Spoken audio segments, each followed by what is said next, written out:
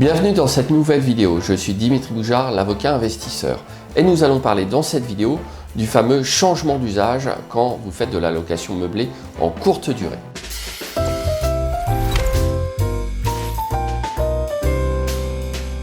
Alors avant tout, si le terme changement d'usage ne vous parle pas tellement, si vous confondez avec le changement de destination, si vous vous demandez ce qu'est la LCD, location de courte durée, je vous invite évidemment à rejoindre Le Droit d'Investir, mon podcast pour investisseurs immobiliers, qui vous permettra comme ça de comprendre tous ces termes, de rester à jour de l'actualité juridique et fiscale immobilière, que vous soyez investisseur immobilier, sous-loueur, concierge ou simplement que vous ayez un intérêt pour la matière.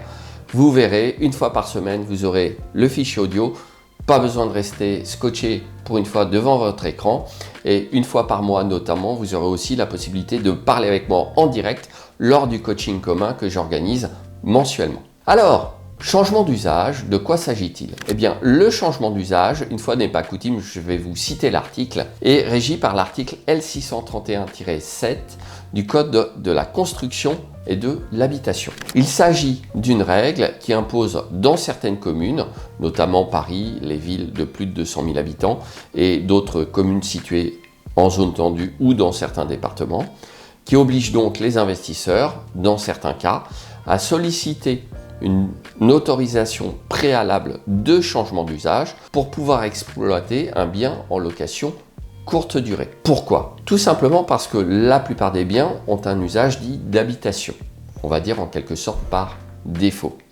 Et que lorsque vous voulez faire de la location courte durée, on considère que la location courte durée ne correspond pas à un usage d'habitation.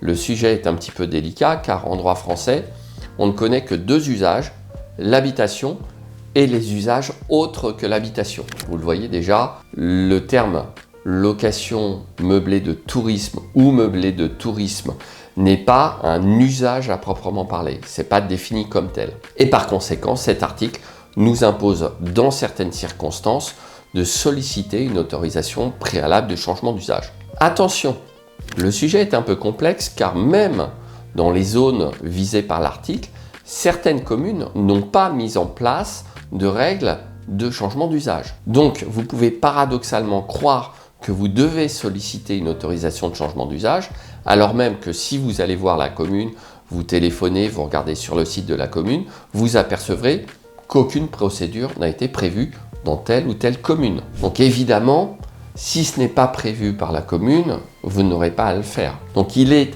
impératif, à chaque fois que vous voulez exploiter un bien en location de courte durée, encore appelé Airbnb, location saisonnière, peu importe l'appellation.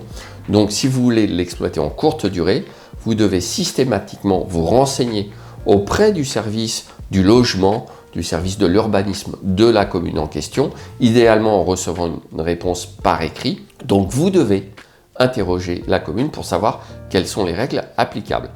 Ne confondez pas non plus le changement d'usage avec le changement de destination. Ce sont des choses totalement différentes puisque le changement de destination est réglé par le PLU, Plan local d'urbanisme, et également, cette fois-ci, par le Code de l'urbanisme. Donc le changement d'usage, c'est fréquent, le changement de destination est beaucoup plus rare. Et ne confondez pas non plus le changement d'usage avec les obligations d'enregistrement pour obtenir des numéros d'enregistrement qui sont indispensables pour pouvoir, dans certaines communes, passer les annonces de vos locations courte durée sur les plateformes de type Airbnb ou Booking.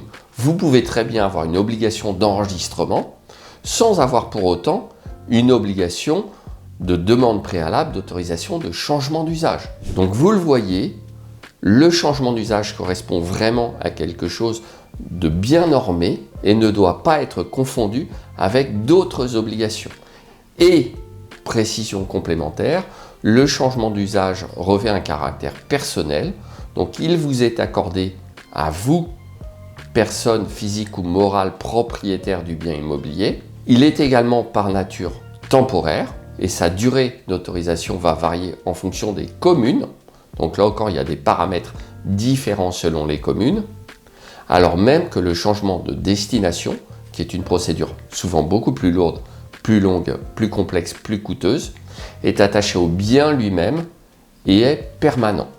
J'aurai l'occasion d'approfondir ce point sur le changement de destination dans une autre vidéo. Vous l'avez compris, il s'agit de règles déjà un peu plus complexes pour les investisseurs qui veulent aller plus loin et obtenir un peu des assurances et qui parfois n'ont pas le choix. Vous les louez en courte durée, vous devez solliciter une autorisation de changement d'usage. Si vous avez des doutes sur tout ça, évidemment, consultez des professionnels, notaires, avocats, qui pourront vous guider sur toutes ces problématiques de changement d'usage et ou de changement de destination. Enfin, si cette vidéo vous a plu, évidemment, n'hésitez pas à vous abonner à la chaîne YouTube, à liker, à partager, et je vous dis à tout de suite dans la prochaine vidéo.